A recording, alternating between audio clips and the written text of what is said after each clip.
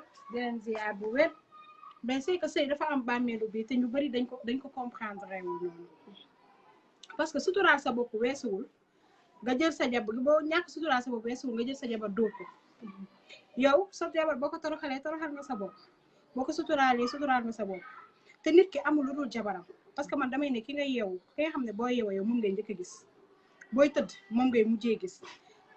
sutura li gën a intime ci yow mu jaral la ngay sol yére di ko nëbb moom moo koy gis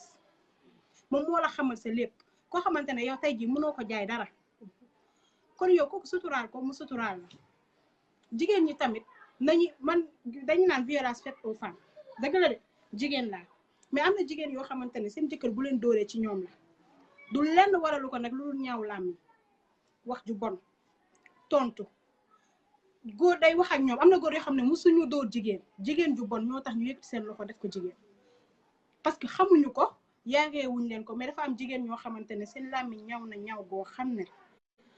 bu ñu la tontoo rek xar suuf si rek dugg ci rek ngay bëgg xam nga ñu yàq la xam nga ñu naan diw doon na jabar ji alors que yow du ci lenn doo ci lenn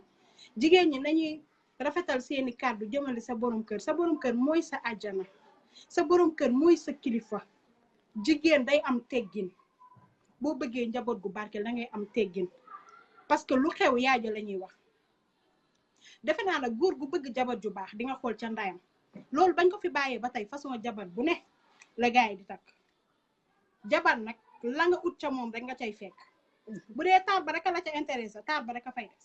bu dee nag da nga koo takkat taar ak jikko ak lépp di nga ko fa may fekk li nga bëgg rek moom ngay am waaw wasalaam kii mooy Adja